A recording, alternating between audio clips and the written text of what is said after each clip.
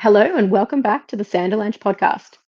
Today we are continuing our coverage of Oathbringer with chapters 108, 109, and 110, wherein we are reunited with our crew in Shadesmar aboard the Honours Pass, and Syl remains imprisoned, unfortunately. Shallan, Kaladin, and Vale are all discussing their options of destination and escape, and that's an escape that it turns out they need a lot earlier than they were expecting. Azure makes her plans to separate from the group.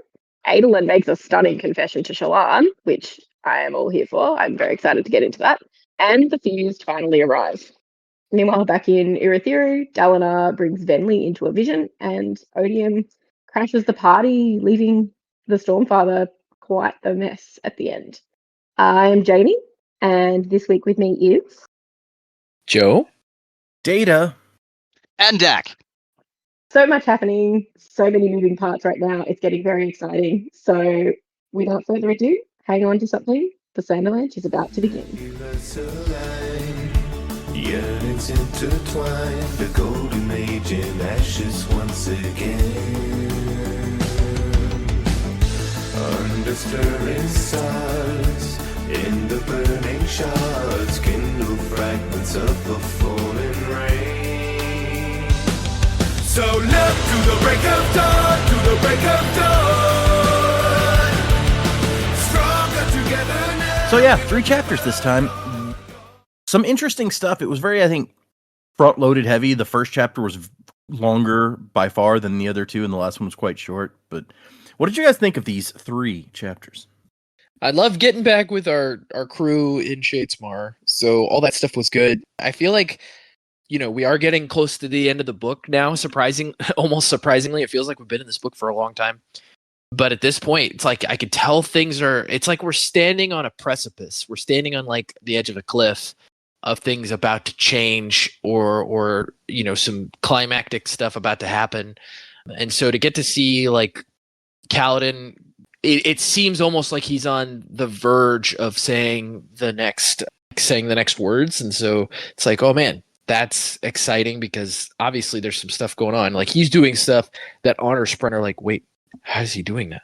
It's like there's something different about this guy. It's almost like he's giving them a little bit of hope. And so definitely some cool stuff in this section with the Shadesmar peeps, where Azure's, I guess, departing our team. We got some confirmation seemingly about who she's after and what she's after, so that's interesting. And also the Dalinar stuff, yeah, like taking Venli into that.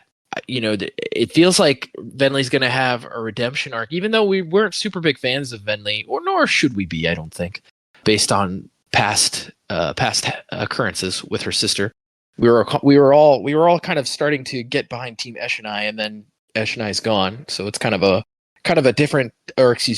difficult transition to make, to be like, should we get behind Venli now? But I don't know. I feel like there's some redemption stuff possible for sure. But yeah, overall, I enjoyed this section of chapters. I feel like we're making our way towards the climax of the book. What that is exactly, I still don't know, which is kind of not terrifying, but kind of like, why shouldn't I know at this point what's going to happen? But I feel like, nope.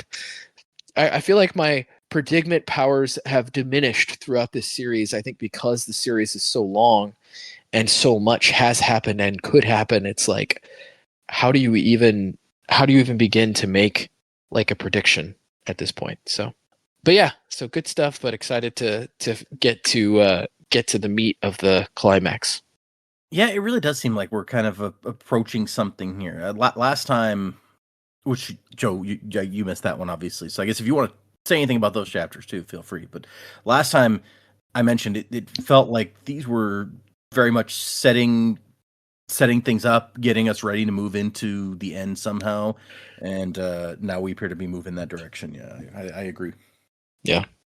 As for last week's stuff, I mean, I think the only disappointing part for me was we didn't get any more Shadesmar stuff from last week, but yeah, I mean, it's all kind of a setup, I feel like. And like I said, these chapters, especially the Shadesmar stuff, to me felt like we're standing right on the edge of it. So like, I really want to just take that plunge and figure out what's going to happen next. And I also interesting what you said about Venli, because yeah, it's like, are we supposed?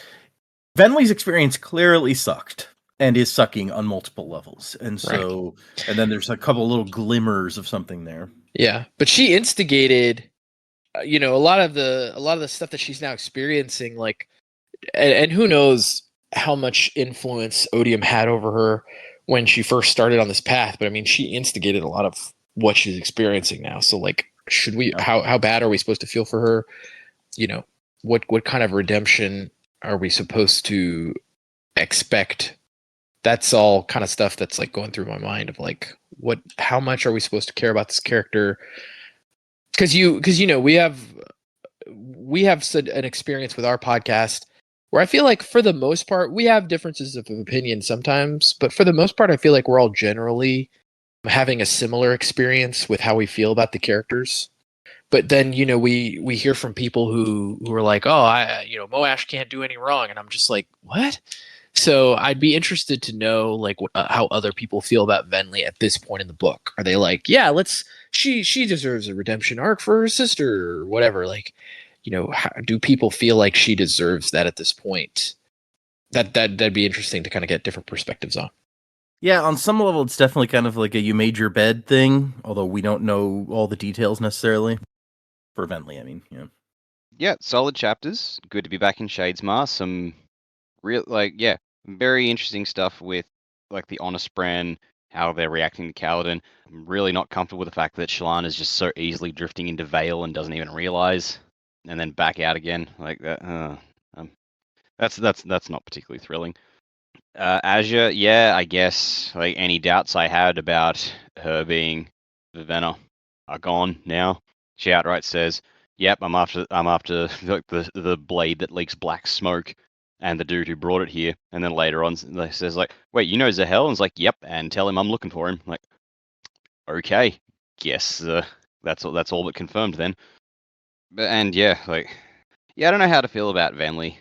Because, like, she has an absolutely terrible lot in life, and she was deceived in order to get there, but she still made the choice to get there knowing it would fuck some shit up for her people. So, like, how sympathetic is she supposed to be right now, really? There's sympathy for the devil. Not quite devil, but, you know what I mean. But yeah, no. Like, solid chapters. I also am just like, how is this going to be resolved? I've got no freaking idea. So...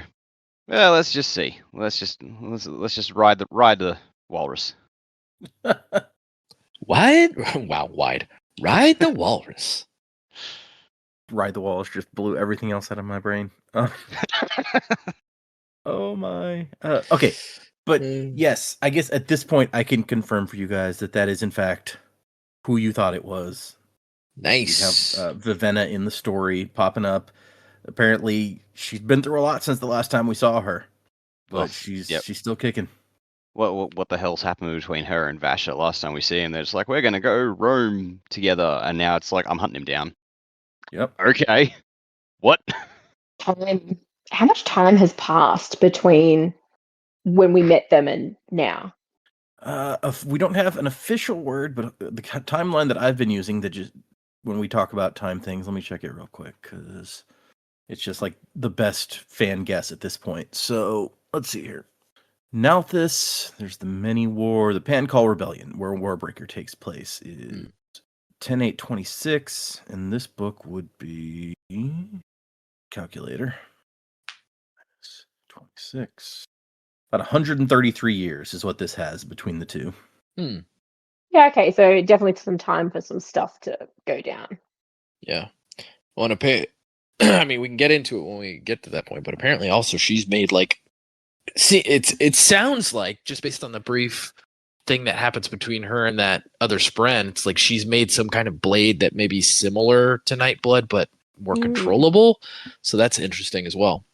And we talked about that possibility before, about like if this was another blade like that, like what command would you have given it if you learned from the mistakes with Nightblood? So maybe it is, yeah. Semi-sentience, a VI instead of an AI. And yeah, why would she be hunting down Nightblood and Vasher, like criminals here? That's Not that Vasher seems to be explicitly hiding. I guess he did change his name, but But she knows his He name. doesn't appear to be on the run, though. Yeah, Yeah. she does say Zahel, doesn't she? yep. Well, hey, Well- does she say Zahel, or do they say, "Hey, the swordsman who taught you that"? And they go, "Wait, you know Zahel?" And she's like, "Yeah, that guy." Yeah, that's how it happens. Oh, so maybe they accidentally gave her a clue. She's like, that's his name here, huh? I'll track him down. Halfway through I think Rhythm there's of only War. one Zahel in the Cosmere. Yeah. Just imagine like halfway through Rhythm of War, they're dealing with whatever conflict is going on. Like they're all behind Dalinar, and then all of a sudden, Azure just drops through the roof and just punches out Zahel, and everyone's just like, do you mind? We're in the middle of something. And she's like, sorry, I'll be right out. She's like, I do mind, actually. It might be more interesting watching her if she's trying to capture Nightblood, then she's gonna have to deal with Seth. So that could be tricksy. Also, it's funny because she talks about the blade, and none of our characters in Shadesmar know what blade she's talking about. So we do. No, that's purely one of those. Hey, audience, wink. Cool. So yeah, like you said, Data, that first chapter is really where the heavy stuff happens, and that's, I guess, the stuff that I was really excited about. Shallan's cracking, and Vale's coming through, and it's quite a bit of a spiral now, which I don't want Shallan to have to go through, but I'm kind of excited that it's coming, to the forefront, because we might actually have to do something about it and deal with it. It was interesting to read it, and then, I think you've got that first discussion between Shallan and Kaladin, and that's happening, and then all of a sudden Vale pipes up, and I was just like, whoa, what? Now it's like they're two different people in the conversation.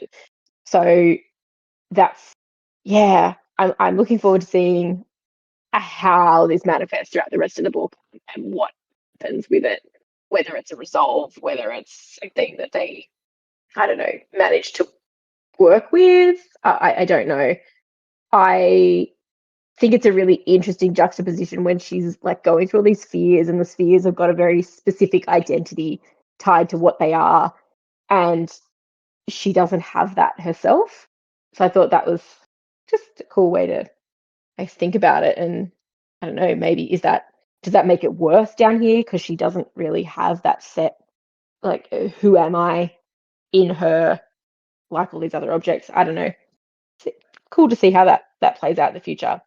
And what we really need to talk about is Adolin and his confession. Like, how do you get Shallan to stop spiraling? I know, confess to murder.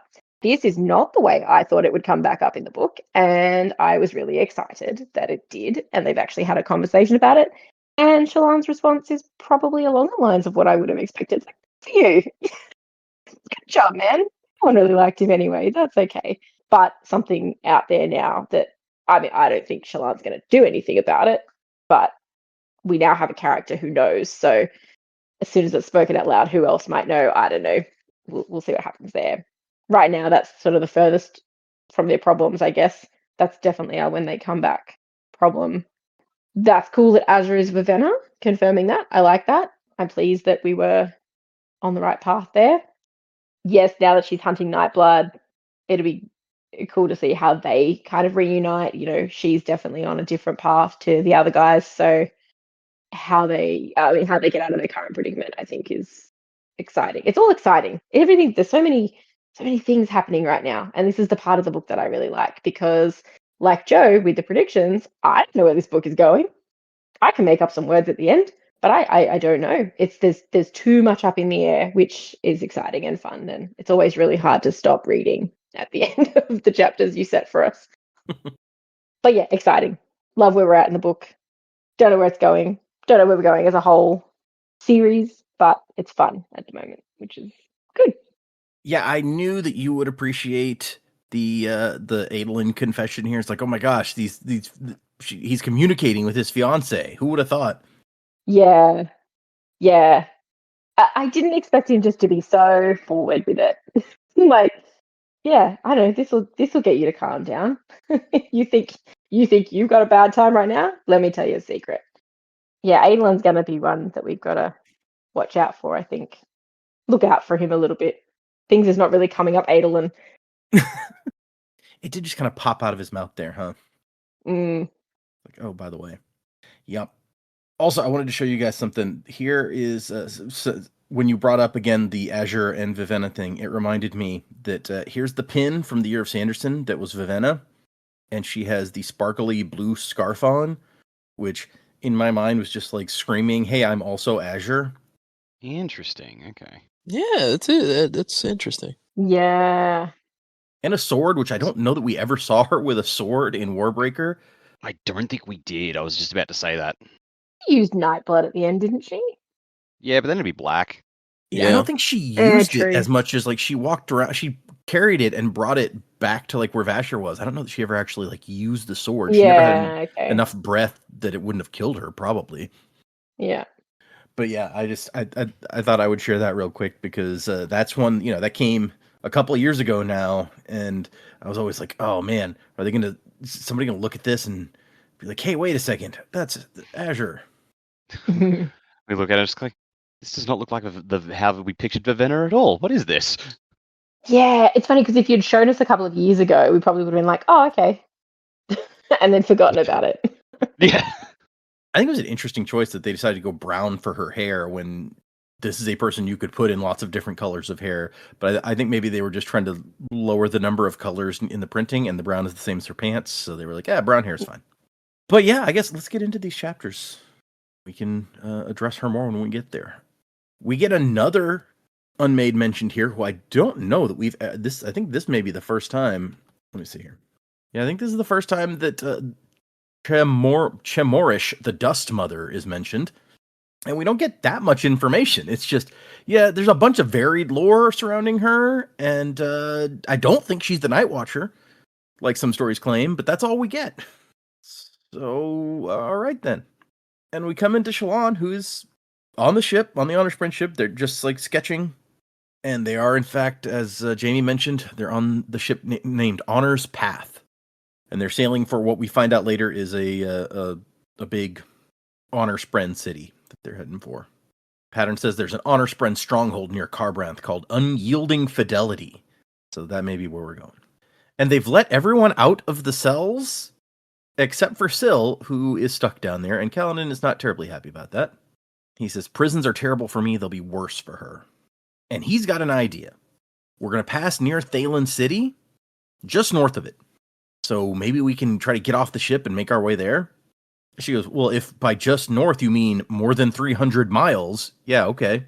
In the middle of a bead ocean. Put it like that, yeah, I mean, that sort of sucks. But overall, that's not a bad place to aim for. And she's not even sure that, like, there's an oath gate there, yeah, but she has no idea if we can use the oath gate to get back to the other side. So he's determined that this is what they should try, but it may not actually do anything.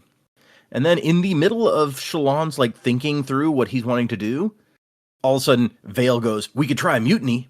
Maybe those Mistbren who do all the work will listen. It's like, wait, what? Who's talking now? And the change seemed to happen as she's looking at Kaladin, and she thinks, like, yet those eyes. And then all of a sudden, Vale is here. So, and Vale's like, maybe I can steal you back some Stormlight, and then maybe you could take these guys on. And Kaladin's thinking about, like, oh. And then I like the text goes, wait, had that been Vale? Like, we get told Vale said this, Vale said that, but it takes Shallan a minute to catch up to the fact that that's somebody else talking now. Honestly, for a second, I thought I got mixed up in my head and thought it was Azure. Azure that was talking, or Azure that said, wait, was that Vale? Like Azure that was talking. It said Vale. I'm like, because in my head, I'm like, because it treats it as a separate person entirely, just like, and it doesn't mention Vale coming into the conversation. In my head, it's like, oh, the third person's joined the conversation, Azure, and it didn't actually properly read the name. That would have made sense, maybe, yeah. And then it turns back to Shallan after she realizes what has just happened. And Shallan's like, I don't know, maybe it'd be best if we don't fight the Honor Spren? Which to Kaladin, this must seem a little bit like schizophrenic, where she's like, hey, we can do this. And then when he's like, oh, maybe, she's like, no, we shouldn't do that. And so he says, well, what if we do what we did back in Kholinar? Like, you get some beads, and if we can get our Stormlight back, we'll just jump, and you can make us a passage like you did before. Which tired her out horribly, and certainly was not 300 miles, so I don't know if that's realistic, but she's like, okay, I'll think about it. And he tells her to find some beads we could use just in case, so we're ready. Better than nothing. Yeah, to have something. And so she asks, like, hey, can I get some of those beads? And the Miss Spren, who she asked, runs off and comes back with the Honor Spren captain, Notum. He's like, okay, you wanted something? Yeah, I want to get some beads to practice, not like manifesting them, just visualizing the souls inside. It's part of my training, you know? And he's like, huh, all right then. She goes, oh, thanks. And he goes, it was a simple request. Just be careful. And we find out, she asks, what happens if we carry the beads far away from where their actual objects are in the physical realm? And he says, it doesn't matter. Their tie is through the spiritual realm, and distance doesn't matter there. So, but if you just drop them and let them go free, they'll work their way back to where their physical counterpart is. And she asks him, like, why did you let us out? Because he seems to be worried about this whole radiant thing showing up again. And he goes, it wasn't honorable. You're not prisoners. And she says, what are we then? And he goes, Stormfather only knows. Fortunately, I don't have to sort it out. We'll deliver you and the ancient daughter to someone with more authority. So, all right then. And Shallan spends a few days working on that, finding some beads that will work for their purposes. And she notes that Vale keeps kind of poking out at points. She even goes in so far she's wearing the skirt so she can feel more like Shallan. Adolin bought her one. But Vale keeps popping up. And then we see one of the Honor Spren, the first mate, show up with Azure's blade. Azure says, draw her carefully, don't pull her all the way out, she doesn't know you. And when she pulls it out a little bit, the Honor Spren's like, oh, it tingles. And she goes, yeah, she's investigating you. And Azure has cut a deal. She will explain, trade the knowledge of how a shard blade was created with no Spren. And what we get in return is she will be free once we reach their stronghold, and we'll get passage once we reach, apparently where we're going is lasting integrity. So it wasn't the exact place that they thought, but we get to hear two of the names of like Honor Spren cities. Yeah, lasting integrity sounds like a covenant name for like a ship or a planet. It does, right? Oh, it really does, yeah. And Kaladin is kind of pissed off. Like, Azure cut a deal for herself to go off and do whatever she wants to do instead of helping them. And she's like, hey, look, I don't work for you. I'm not even a subject of, like, Adolin. Whether he's king of Alethkar at this point or not, she doesn't say, but it's true. I'm going to do what gets me where I need to go, and I'm going to find the criminal that I'm hunting. And Kaladin's pissed off. He calls her a traitor. And she's like, hey, look, at some point, you're going to have to recognize the best thing you can do is just go with them and sort things out.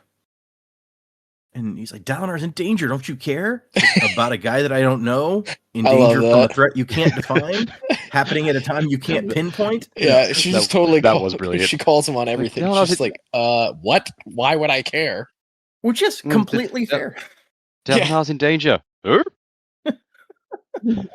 Some random guy somewhere's in danger. I think it's like it's almost like we're starting to see the rigidity of like some of the power's effects on people in Kaladin. It's like Kaladin has a very rigid way of thinking, and he might have had a rigid way of thinking before like coming into his powers completely. But now I feel like it's like becoming even more rigid in certain aspects. It's like, but we've got to protect Dalinar. And Azure's like, yeah, dude, I don't think the same way as you do. And also, like, I don't have a stake in this. Like, I'm not interested. And it's, like, hard for Kaladin to understand. Yeah, that not everybody is 100% on board with just protect people all the time. Kaladin and Poe also don't know anything about what Azure's actually doing either. So, you know, we all know that murder sword's out there. And that she's got to, you know, stop that from you know, pillaging Roshar. It's all perspective, isn't it? Yeah, that's true. And yeah, they have no conception of how much damage Nightblood could do in the wrong hands. So that's a really good point. Mm. And she actually says the Honor Spren may have some information. Borea, the first mate, thinks the weapon I'm chasing passed through their fortress a few years ago. A shard blade that bleeds black smoke. Certainly sounds like Nightblood. Yeah, unless there's more of them running around. That would be fucked. Rhythm of War. You know, Seth is there with Nightblood, and then Azure just shows up following the lead. And it's like, no, that's not it. And Nightblood's like, hi, Vivetta. And she's like, no, that's not the one I'm after. That would be a twist. Yeah. It's like, oh no, I like Nightblood. He's cool. We're buddies. Can't really fist bump a sword, but... And she makes a point, the same point that kind of Jamie made, but she's like, even if Kaladin's mission is critical, it doesn't mean that mine is not critical. And then Shallan goes and leaves her alone for a while and starts to draw. her drawings keep coming out wrong. She keeps drawing Vale's face on Radiant's body or vice versa. Yeah, it's getting weird. All right. It's getting weird in here. And she actually thinks about something that we brought up a couple of times, but it's like she hasn't tried to soul cast since that first time. She's only been focusing on the light weaving. And she's like, why have I been doing that? Just because I'm not good at it? Or maybe because I'm afraid of it? I thought it was going back to what she was told by Yasna, which I know she's kind of had like a, I don't need to do everything Yasna says moment. But like Yasna originally told her at the outset, like, you should not practice soul casting. It would be very dangerous for you to do that. You like, we need to take some time and we got to figure it out before you just start doing it.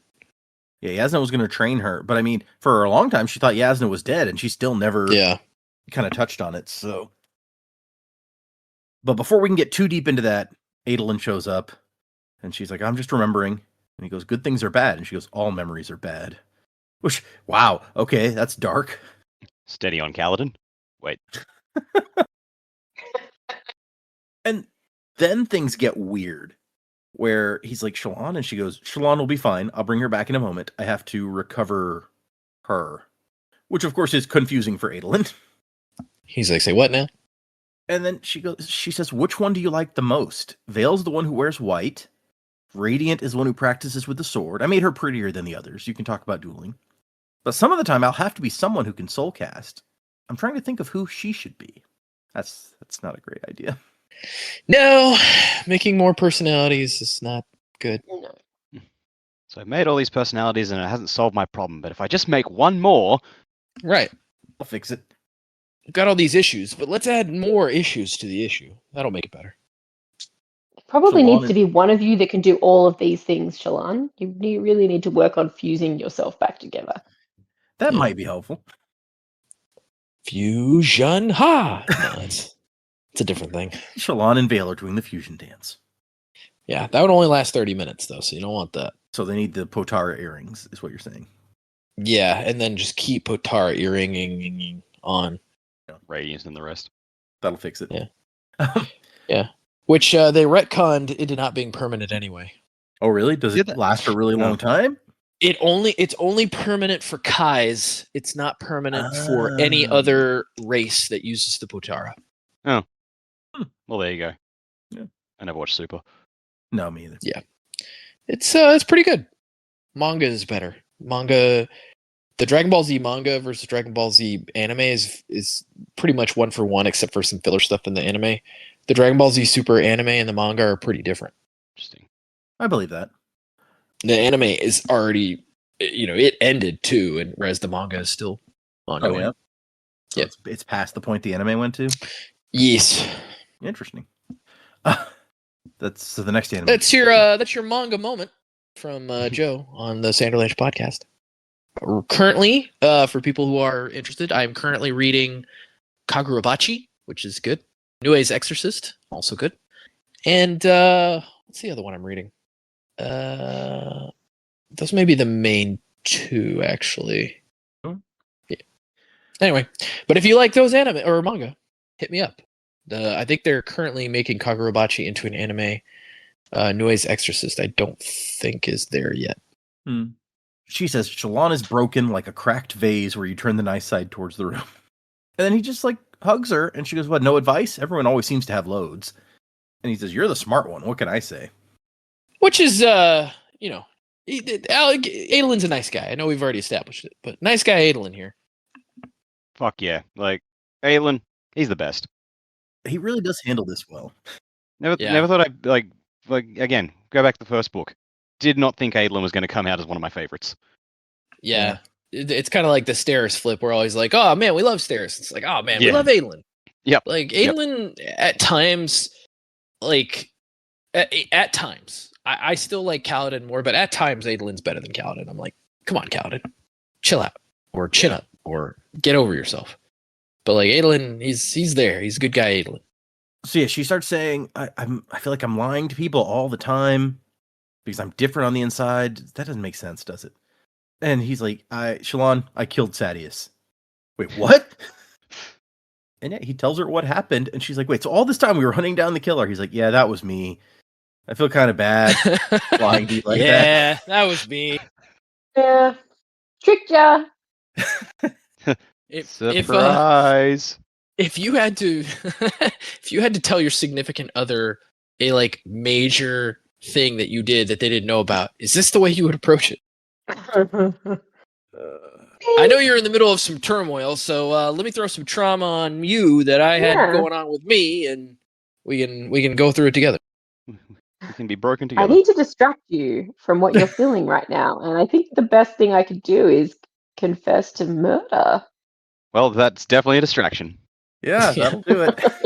If I was to have murdered a guy, let's say it's hypothetical, Yeah, right? I took a knife and I shoved it in his eye, and then I just left him there on the ground in a tower. All hypothetical, of course. How would you feel about that?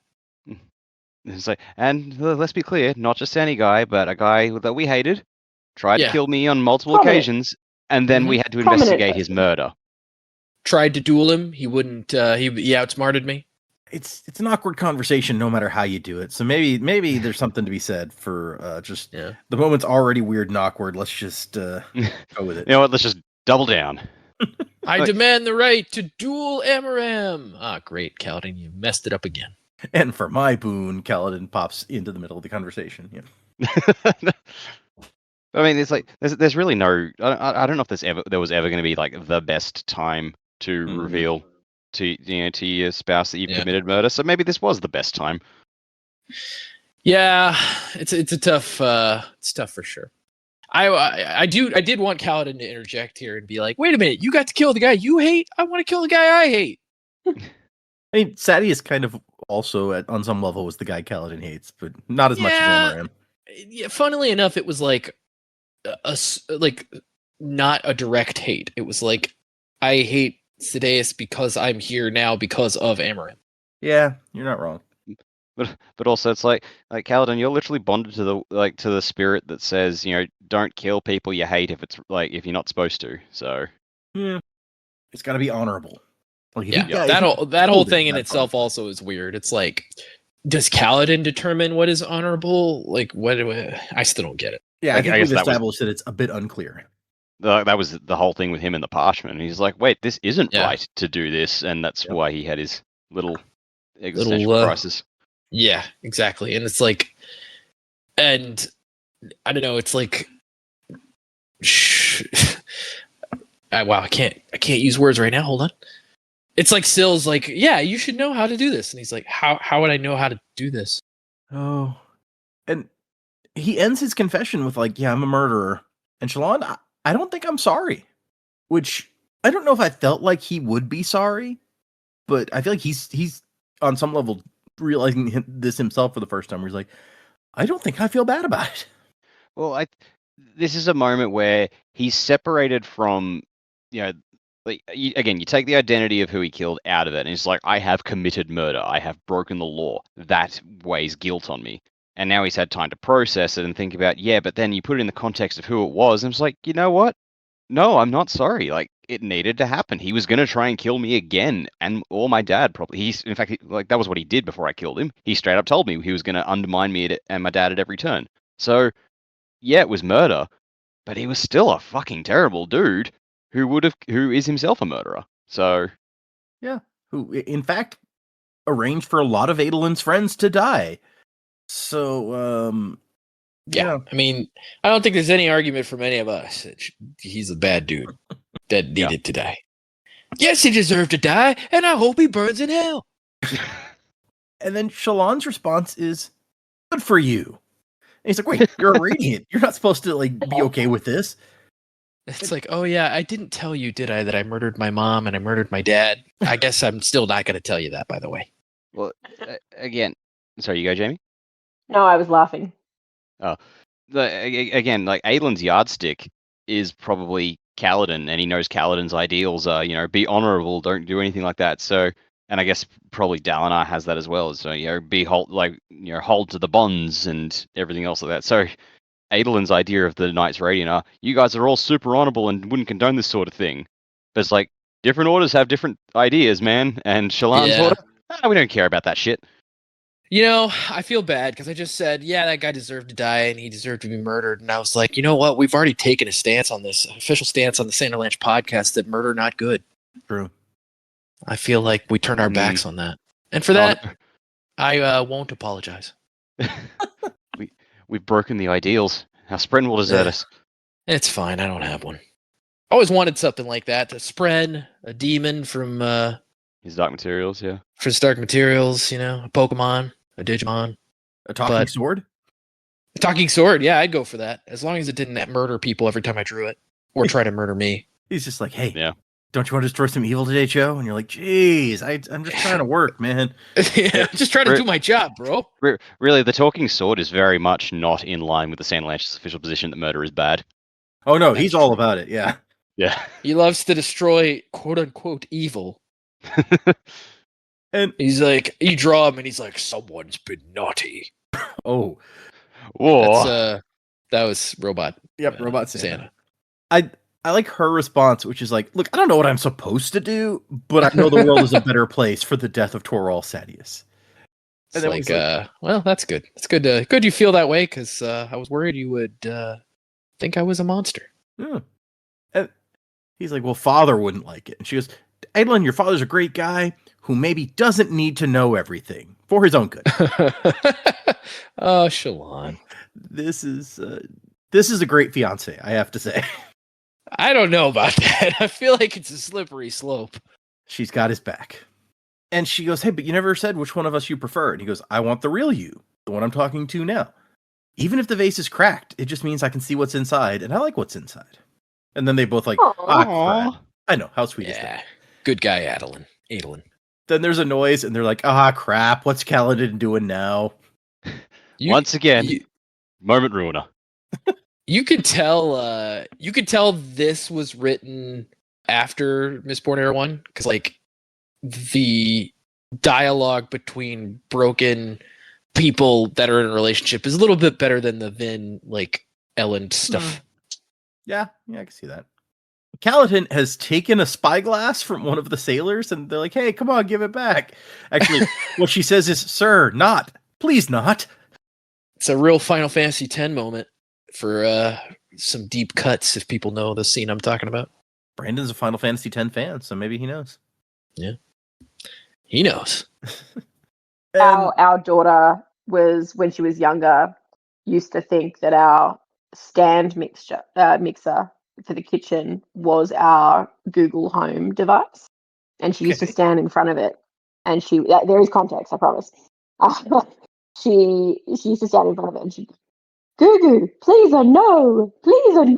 And that's all I could, like, the delivery of that was all I could picture when I read those words.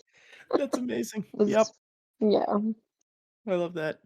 Oh, but okay. So Captain Notum shows up and he's like, hey, I'd prefer if you'd refrain from upsetting my crew. And he's like, Callan's like, well, I'd prefer if you let Syl go. So I guess we're both not getting what we want, huh?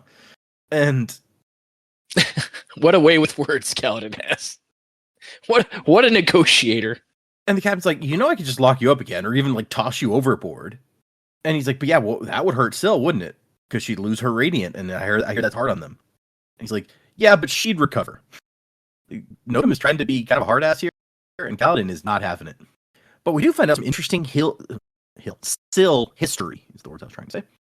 Where Honor used to make Honor Spren himself. And then he started having the Stormfather do it.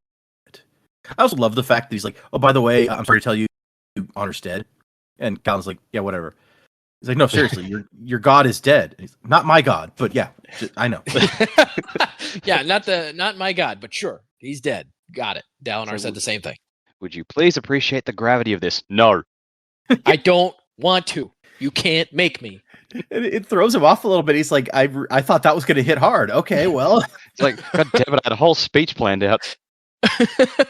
It's so funny that, like, a Spren would be in the position where he'd be like, I have to break some news to you. And then the Spren's like, wait, this human doesn't care. Does that make sense? I don't think it makes sense.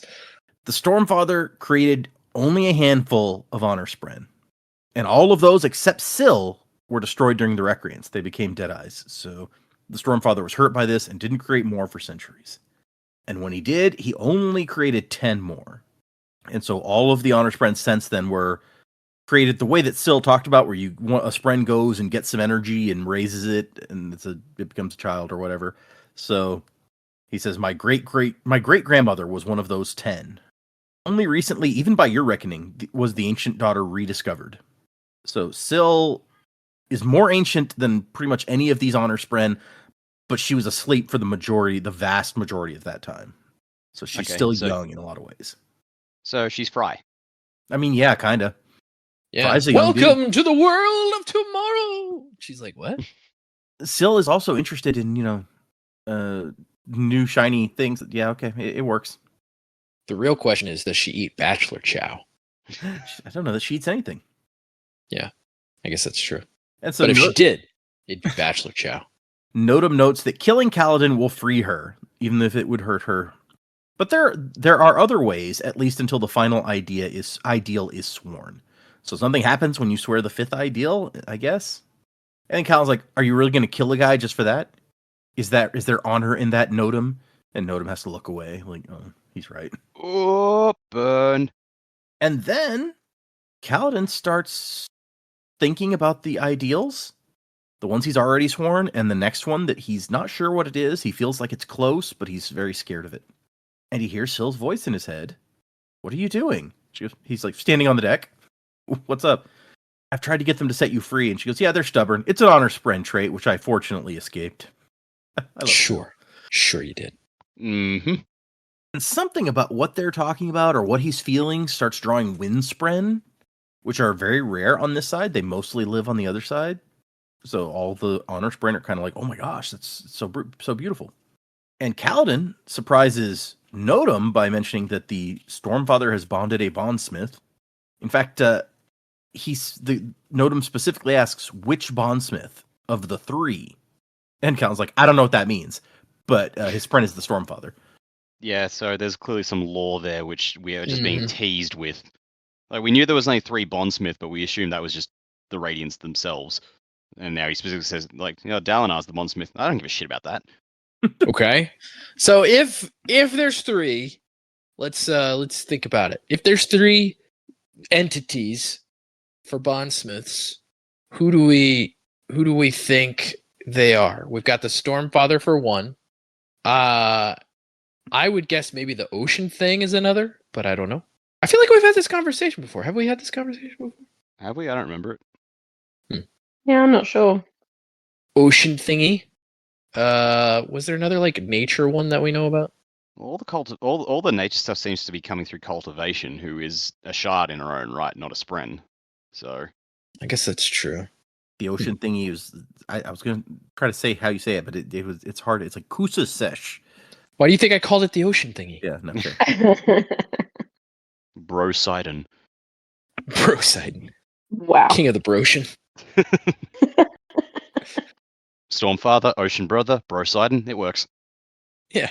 It's Ocean Bro. And we switch to an Adolin perspective of sort of the same thing. Data just sidesteps it.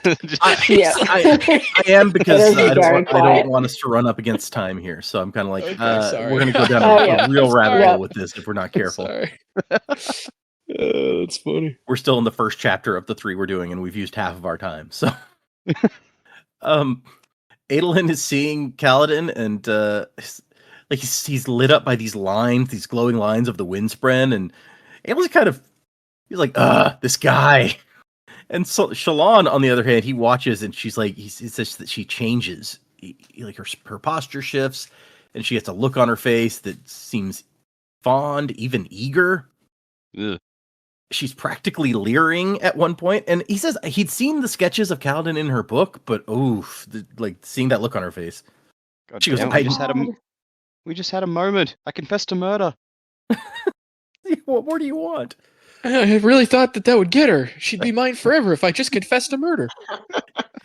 It usually Poor works. Adolin. So and she goes, "I need to draw that," but she just stands there staring at him. And Adolin walks off and goes to stand by pattern. And I love he goes up onto the high deck where Kaladin has gone, but they were forbidden to go there before. Kaladin didn't care.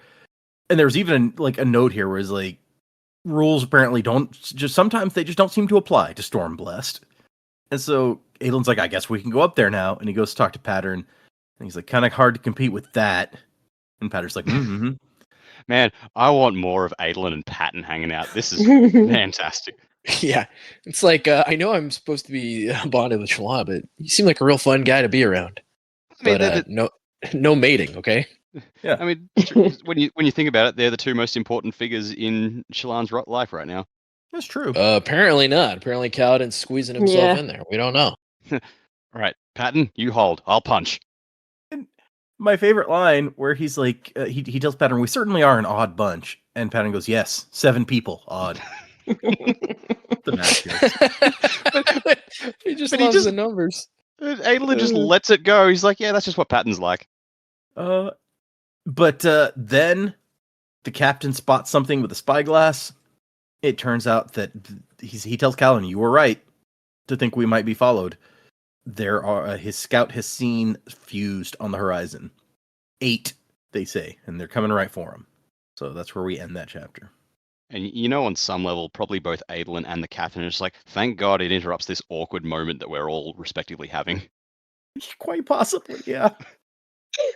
Adlin could just confess to murder again. Just really break the ice. Who else? Hey have you killed, guys, dude? guess what? Guess what I did? I killed Sadius. Oh, cool. Kaladin would 100% be like, just give him like a bro nod. Like, cool. Fuck yeah. It's like, took you long enough. The next chapter, Neshua Kadal, which was a phrase that we heard all the way back in the first book when they were fighting Parshendi and they saw Kaladin start glowing, and the Parshendi are like, Neshua Kadal! But we never got a translation of exactly what that meant. We get it here. A Venli perspective, and the epigraph, Ray Shafir, the Midnight Mother, is another unmade who appears to have been destroyed at Aharietium. Well, we know that's not quite right, but... Yep. Load of fat bollocks, that one. I assume that probably she was imprisoned in the tower, and that since she hadn't been seen since then, Hesse assumes she was destroyed. Yeah. Oh, so does that mean Shallan's actually unwittingly unleashed her on the world? Well, that ain't Quite good. possibly, yeah. Well, she went deeper in the tower, right? She didn't go out into the world. She went down We into the tunnels into the mountain. Oh. We I know don't know if there's an exit. We Yeah, know that's that we not actually good. know there is an exit, because in that earlier chapter where Dalinar was like, you didn't walk to your Etheru to Noadon. Noadon was like, no, I did. I had to have some people help me get up through the tunnels in the mountain to the tower. But, I think that counts. Interesting. So there's a way in and out down there somewhere. But Dalinar and Navani are examining the tower, and there's some interesting stuff. There's stratas of different color rock and crystal. And there's a discussion about garnets make blood in soul casting, which Donald's like, well, that sounds useless. Although I think we know that it is not, in fact, given that Yasna cured Shallan's poisoning that way. Right. But Dalinar doesn't have big brain. He doesn't know. Hmm. The whole thing was actually pretty interesting to me. Sometimes when we get into the sciencey stuff, I find it interesting, and other times I'm kind of like, yeah, okay, whatever. But I actually like the idea that the tower is actually probably a living thing with blood running through it. I was like, that is different and interesting. Yep. And Dalinar's like, well, if it was alive, it's dead now. And she's like, or it's sleeping. Yeah, dormant. Another if it is very sleeping, interesting we don't idea. know how to wake it. Yeah, So- that's true. Just imagine it's like, yeah, we can wake it up. Turns out it has limbs. It's like you got all those thunderclasts outside of Kolinar, marching for battle, and all of a sudden Urithiru, the walking tower, just fucking hunts them. Yeah. Be Turns terrifying. out this thing runs on Kolos. What's a Kolos? Jesus Christ. Runs on. Do you mean they have to carry it, or you have to burn some Kolos? You have to burn them Okay. with their Smurf skin. Into the Kolos grinder. And they get what sounds like confirmation from Fen based on some stuff that's happening. The enemy is building up a navy. They're going to come for Thalen City. So we're going to have our next meeting there to plan the defense. And so Dalinar is about to have the Stormfather bring him and one of the enemy into a vision. And he's like, you know that first rule of warfare? And Navani's like, wait, is that the one about terrain or the one about attacking where the enemy is weak? He's like, no. The first rule of war is know your enemy. So that's why we're going. First rule of war is you don't talk about war. And so we go into that first vision he had of Noadon. And this time it's Venli who gets to be in the position of like Noadon's advisor or whatever. And she's just confused. Like, what the hell is going on? Did Odium bring me in here? No, it's not the right storm for Odium to have done it. What is happening? And eventually Dalinar has to break in and be like, hey, yeah, kings, they need you downstairs. Okay. And then he tries to have a conversation with Venli, who first is like, why did you bring me here? And he's like, I want to talk. And she's like, oh yeah, now that you're losing, you want to talk.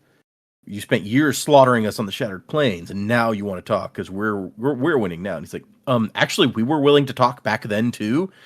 You guys just messed that up. Yeah, in fact, Venli's the one that messed it up. Yep.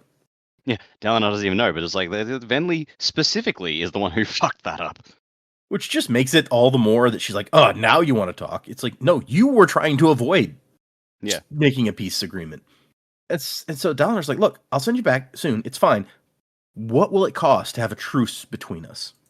And she's just like, well, your kingdom for one. And he doesn't exactly like that price. He's like, well, can't we figure out, like, we'll help you build your own kingdom? Do you need ours, really? And it does seem like it's going to be hard for them to come to an agreement. Not that I think that Venli can make a binding agreement for the other side in any case, but she doesn't mention that. And then in the middle of the conversation, suddenly there's a thumping sound in the air. The air starts to break. And it's like, oh no, Odium's here. This is why there can't be negotiation, human. You want peace? Surrender. Give yourselves up and hope he doesn't care to destroy you. Which, okay, so yeah, that's not the best terms. And it's actually kind of a dramatic scene as Odium tries to break in various ways, and she's getting kind of tossed around while Dalinar is using his power to hold a beachhead, basically, against Odium's power, destroying everything. And this is where we find out Neshua Kadal means radiant night. Because she's like, against her own better judgment, she's very impressed seeing what Dalinar is doing in here against Odium. And eventually he's like, go, and he kind of throws her out so that Odium won't find her here. And when Odium breaks in, he just finds Dalinar. He's like, what were you doing in here? Oh, looking for answers from the dead, huh? Yes, that, and nothing else. Absolutely nothing else. And Dalinar's like, can there be peace? Is there a way for us to make peace? And Odium's like, yeah, of course. There's going to be peace. And Dalinar's like, well, after you destroy Roshar, and Odium goes, no, after you destroy it, Dalinar. I'm the one who will rebuild it. Now I'm confused. And there's more Odium to make himself out to be, I'm the nicest guy ever because I understand passion. My passion will like rebuild the world after the petty mortals fuck it up. Yeah. He even says here, like, oh, it hurts, doesn't it, Dalinar? I know pain. I'm the only god who does, the only one who cares. Get fucked, Odium. Yeah. We all know Sazed knows pain. That's true. Yeah. He's been through it. Presumably all of the shards were mortal at one point, but yeah. And I know, like, you know, we're still in the middle of this long Cosmere story, but it's like, I want to know about these people more before everything, but, you know. Yeah. It's whatever. Come. Eventually. When I'm like 50. And the vision sort of ends with Odium patting Dalinar on the shoulders, like, be strong, Dalinar. I have faith even in you, even when you don't have it in yourself. Push through the agony. Then you will be victorious, my son. Which, all right. And after the vision ends, Dalinar can feel the Stormfather weeping, crying like a child, whispering that Odium was too strong. Because he spent that whole time trying to hold him back. That sucks. He made a pretty good effort, considering how long Odium was knocking at the door. Yeah, right? Like, good job, man. Clearly, it hurt. Our last one, A Million Stars. The Midnight Mother created monsters of shadow and oil, dark imitations of creatures she saw or consumed. We kind of knew that much, yeah. So apparently, Captain Nodum has arranged, they freed Syl, and they're going to arrange for them to be able to escape through the bottom of the ship. There's a cargo door or something. The enemies are getting closer, and the captain's like, okay, go, guys. Hurry. I cannot promise my crew, once captured, will be able to keep this secret for long. Azure, on the other hand, is staying behind. She's already cut a deal with these guys if they make it where they're going. So she also says that they'll have a better chance with her there. And Kaladin tries to apologize, and she's like, no, it's fine. Don't fear for me, Stormblessed. You have a much better chance if I stay here, as will these sailors. And when you boys next meet the swordsman who taught you that kata, warn him I'm looking for him. Then she says, "Notum, have your sailors been cutting those bales of cloth into the shapes I requested?" And he goes, "Yeah, but I don't understand." And she, "Yeah, you will soon." And I don't think we ever find out what that was about. I mean, if I had to take a guess, I would say like she wanted them to cut them into like people shapes so they could like wield stuff. I don't know. That was my Yes. assumption too. Now, since we know that she's from Nalthus, we know who she is now. That seems like the most likely possibility is they will help defend somehow. Yeah. And she's going to awaken them. Shame our folks missed that. They probably would have really enjoyed that. I'd be like, oh, this is cool. And honestly, that also brings up, I think Dak mentioned back in the early chapters with Azure, like after in a fight, she kept having her cloak wrapped around her hand, and Kaladin didn't really understand it. And so it's possible she was awakening it to help her fight. Yeah, I think I had. Did you theorize that? Theorized that, yeah, that she was, because we had seen that type of fighting used in that book. So I was like, I bet, yeah, she's just using that cloth to like awaken and defend herself with it. She could turn it into like a shield or all sorts of stuff. But there's another possibility. If you guys remember the like once or no, the few times we've seen Seth do it once too. When you use Nightblood, like these veins of black stuff start creeping up your arm. Mm. And so I was like, maybe her sword does something similar, but she didn't want people being like, "Hey, what the hell is that?" And so she wrapped it so they didn't notice. Yeah, that makes sense. And so they go down into the beads, and Shalon has a bead that's a room. And so she can like generate that underneath the bead ocean, basically. And Adolin is really, it's like drowning with no water. It shouldn't be so hard, should it? All we have to do is hold our breath. Apparently it's not. There's something about the beads versus water that makes it worse. And they all jumped in holding hands, but we've lost track of Syl and Pattern, although Pattern kind of makes it into the room after a minute. Then he goes, "Oh, nice pattern, Shalon." And they're like, "Yeah, we can't find Syl, but she'll be fine." And Pattern goes, "Yes, Bren don't need air, so it's all good." And so they start walking along the bottom of the bead ocean, so maybe the enemy can't see them. They have to hold their breath because the room collapses around them and walk. And when they get to the shore, they find Syl, who says, "Yeah, I was hiding behind some trees. I saw the enemy going by." And there's a storm that way, too. So they've decided to use a couple gemstones worth of light, and Kaladin is going to fly them inward towards where they want to head. Hopefully the Fused won't treat the Honorspren too badly. So they're heading for Thalen City. Will they make it? Who knows? And that's where we end our chapters. For next time, we are going to read 6 chapters. That'll be chapters 111, 112, and 113, which brings us to the end of part 4. And those chapters are called Isla Stelle. This, again, seems to be like a proper noun, and I don't know how you would say it necessarily. 112 is For the Living, and 113 is The Thing Men Do Best. And after that, we will have 3 interludes. Ooh, so that's the end of the part. Yep, end of part 4. The interlude 12 is The Rhythm of Withdrawal. Interlude 13 is Risen, whatever. We've seen her name before. She's been an interlude in both the previous books. Oh, yes. Which one was she again? In the last time we saw her, she jumped she off was the the head of a merchant. giant crab. Yeah, the merchant girl. Yeah, I like her. Yeah. And interlude 14 is called Heft. Hey. Yeah, So, yeah, that's something we didn't. That's something we didn't bring up. That apparently Tef's back on the fire, Moss. Oh yeah, we mentioned that last episode. Yeah, he got in some trouble there. Yep. That's a real in front of a. It's a real bummer. But yeah, 6 chapters. Well, 3 chapters, 3 interludes for next time, and then after that, we're starting into part 5. We're at the beginning of this section. We are 82% of the way through the book, so we're in the last 20%. We're in the home stretch, and we only have 6 episodes left of this book at this point. So, what do you guys think? Where are we going? What's going to happen next?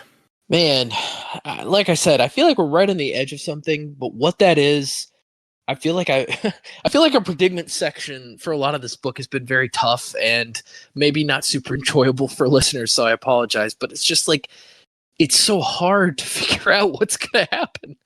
So I'm going to say some general things that I feel like could occur. I think Kaladin's going to say the next set of words by the end of the book, and so we'll get to kind of know what that is. I think Seth will have a meet up with one of our main characters. I don't know who that's going to be yet, but I feel like we'd be remiss to have this whole book and Seth doesn't see any of our main characters. So I feel like maybe that'll occur.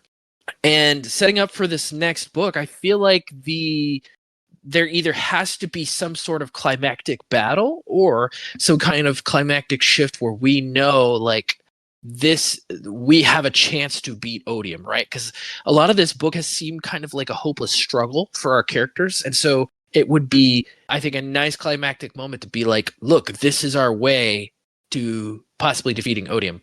Don't think this is going to happen. I hope Taravangian somehow his hand is exposed and they figure out by the end of the book that he's not a good dude. Those are the only things I can really say right now because I'm just kind of like saying this is what I'd like to see. This is what I'd like to see, but I don't know what could happen. It's there's still so much left to this era and to this story. So yeah, I guess technically we're smack in the middle of this Stormlight era. So there is a long way yet to go. Yeah, do you know, Data, how many weeks total is this book that we're on? We actually talked about this last time too, but this one is 36 total episodes that we're doing. Okay, and then what's the next book? Rhythm of War is 38. Okay. And Wind and Truth is 40. I think I said it was 42. Ooh, that's a big chunk of a book. 41, actually. Yeah. It's fucking massive. That's almost a whole year in one book. Yeah, we talked about that last time. It was like, given that we do sometimes take breaks, it may actually end up being like a year on that one. We'll have to see. But yeah, so we got a lot of Stormlight left, which is one of the reasons that after each book, I'm like, do you guys want to take a break? Because I know that it's been a lot and there's a lot yet to come. So, but yeah, and this book in particular, I feel like at this point, it's still real tough to figure out where we're going. Although this set of chapters kind of, I think, sets up. We've got Kaladin and co heading towards the Oathgate in Thaylen City. We've got Dalinar and that group preparing for what they think is going to be an attack on Thaylen City. So at least we've got like kind of a geographical direction for where maybe we're headed. That's true. I forgot to say that. I noticed that they're both potentially heading to the same place. Yeah, I'm also just at a loss as to where we're going at this point. So we're all heading to Thaylen City.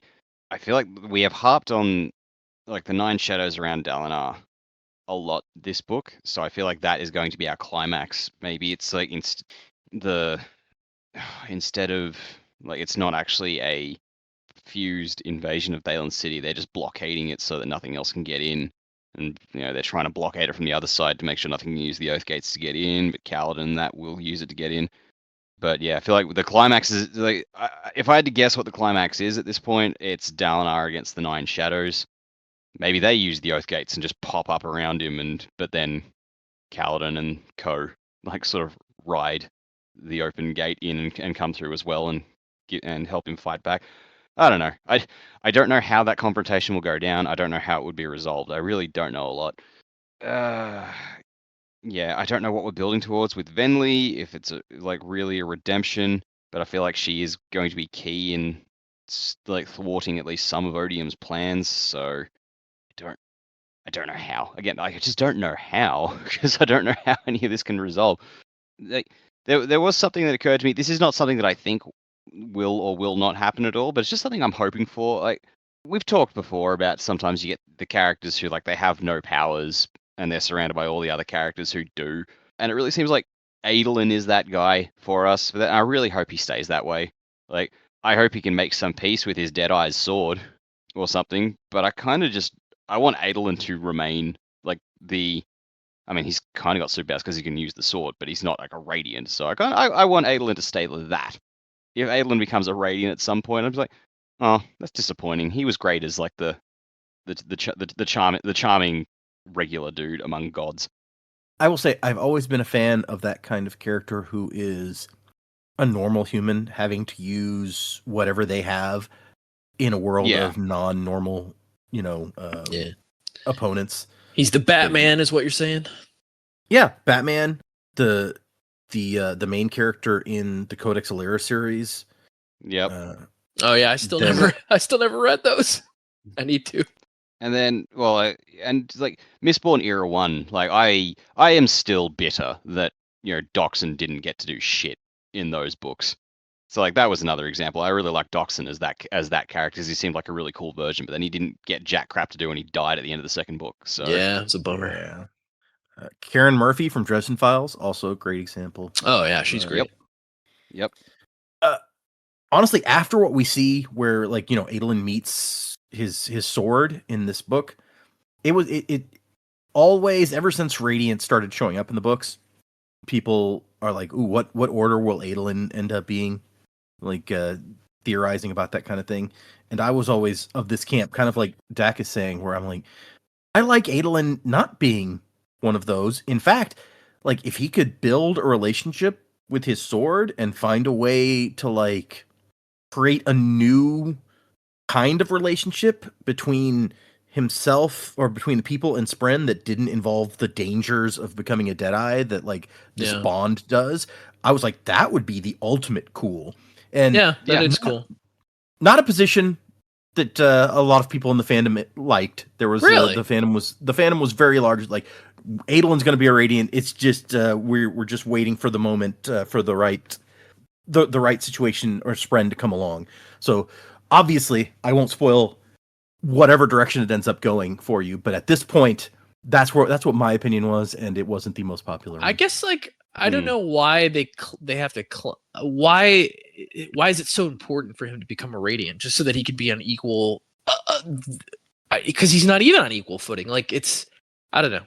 I'm with you. Like I find it far more interesting for somebody to be like, no, you know what? They have this and I have this other thing that in my own way is just as good.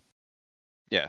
He's the counterpoint to them. It's like everyone else has all these crazy magic powers, and he's just the guy. Yeah, I feel like it would be almost a betrayal of the character to be like, no, you got to have these powers too to be like everybody else.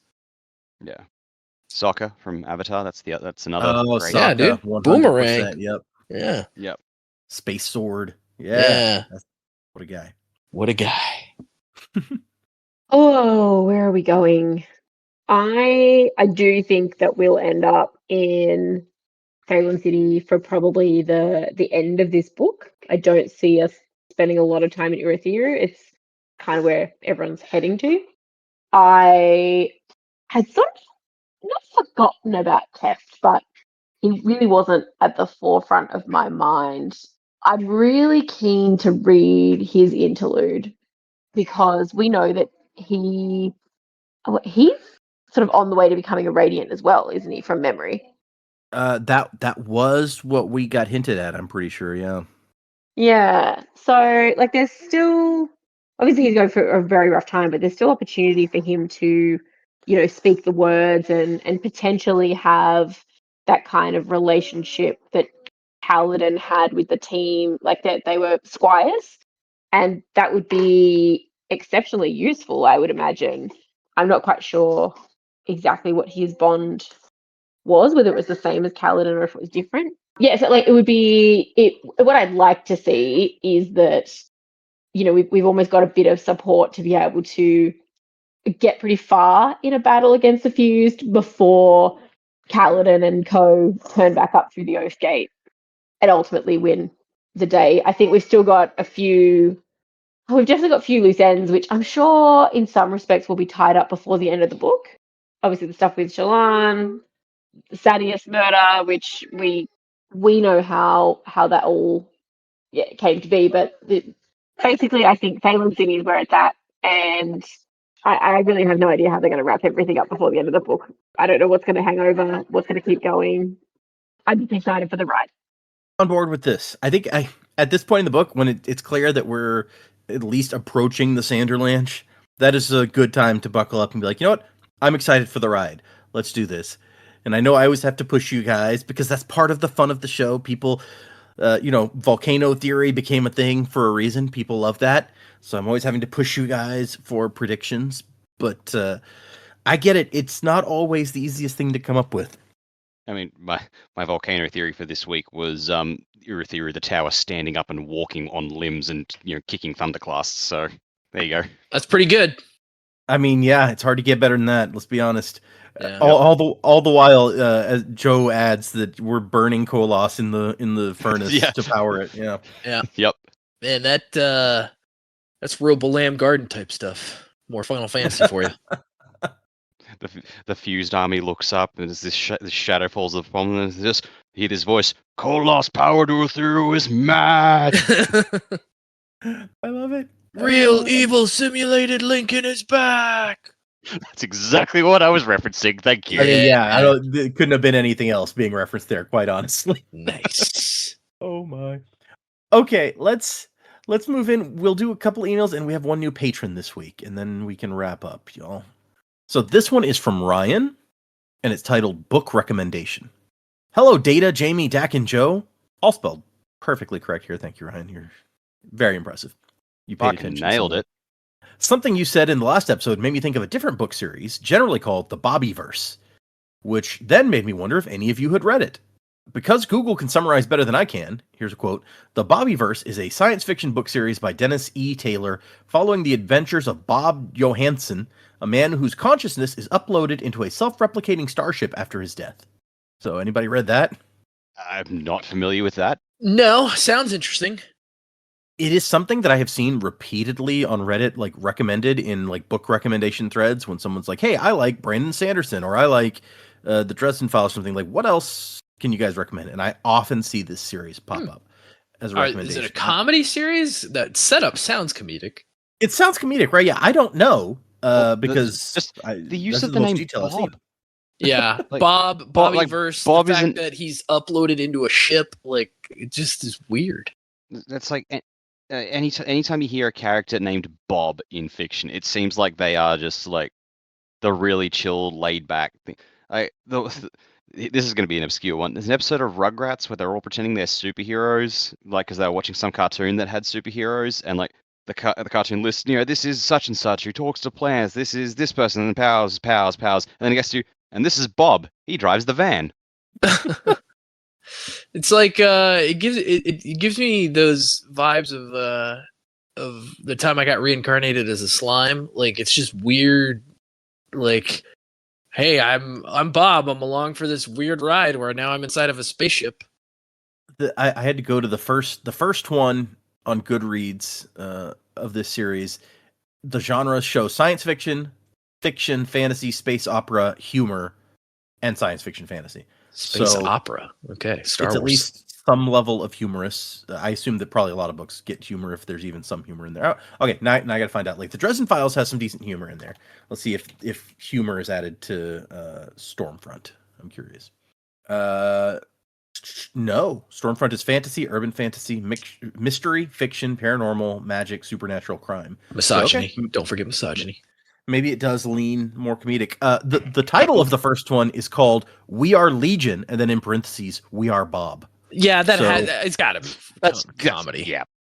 Honestly, I'd never even heard the summary before. Like I said, I've just seen people be like, "Hey, check out the Bobbyverse. You'll like that if you like this kind of stuff." So this makes me more interested. I may now go and check that out. It makes me think of what were those detective books by the Simpsons writer? Oh, yes. John Swartzwelder wrote a series of books about Detective Frank Burley, which are just, it's... they're pretty funny, as I recall. They are hilariously funny, but the humor, they're very small books. I've got like the first 5 or 6 of them or something. But, hold on, let me bring that up. They are short books, little paperbacks. Let's see. The Time Machine Did It is the name of the first one from 2004. That's a good one. And it is, let me see the details. It is 138 pages. So, it's a little book. The comedy in these books is so it just hits you to the point that I can read a couple of chapters and then I got to take a break because it's too much comedy. That makes it sound like I don't like it or something. I think they're hilarious. I love them. It's just that I can't, even though they're small books, I cannot sit down and read them in one read. Yeah. So that's kind of how I was with The Princess Bride. There's a lot of comedy after comedy in the book. It's hard for me to read through just because I was like, man, that's a lot. I don't think I've had that same issue with The Princess Bride, but yeah, I get what you mean for sure. So yeah, if you're looking for something amusing. Let's see, I have John Short. There it is. The Time Machine did it. I was gonna pull it up on my Kindle and be like, so like second paragraph. I'll read the second paragraph to give you an idea. The second paragraph of the first book, where he's like, "As my exciting story opens, I'm being punched in the stomach." But I guess a lot of stories start that way. Most of mine do anyway.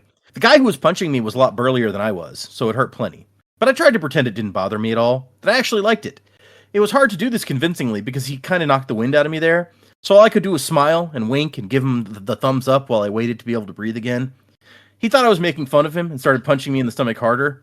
Meanwhile, I'm not any closer to getting my breath back. Some days are like Jesus. that. It just keeps going. Yeah. It's like every line is a joke. And so, yeah, it's John Swartzwelder is awesome. Best Simpsons writer, quite possibly, and he definitely does not pull any punches with his comedy here. Get it? Because it was a Pun paragraph intended. about punches. So anyway, check those out if you like comedy books. They're small, and I was going to say a quick read, except I was pretty explicit that for me they are not a quick read. Oh, okay. So we're back to the email that we were reading.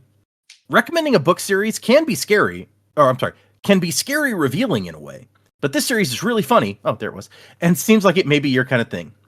There are Bob replicants named Riker and Bender, space adventures, battles. Without going into spoilers, it's an excellent read that is not as heavy as some. Can't wait for you guys to finish Oathbringer. There are some banger chapters coming up. Thanks for sharing your time with us, from Ryan. So thanks, Ryan. I am intrigued by this book series.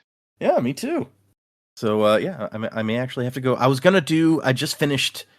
I bought a really nice, like, kind of faux leather-bound copy of the complete Sherlock Holmes that was like 1,000 pages long, and they're like, it's a little print, because there's a lot of Sherlock Holmes stuff. It's taken me a while to get through that book, and I just finished it today, and I was going to start like a Dresden Files reread or something, but I might have to go out and get the first one of those. Is it green, the faux leather? No, it is like a burgundy. Okay, because I have like a very similar book that I bought when we were in... Oh, you didn't come with us to Galveston. No, I got this one at when the new Barnes and Nobles opened here. They got a bunch of classic books that are in this style of printing, and I liked that one, so I grabbed that one. They have one that's Jurassic Park and the Lost World. That's like a cool white. I'm tempted to get that one next, but anyway, let's do one more email, and then we'll do our patron, and we'll sign off here.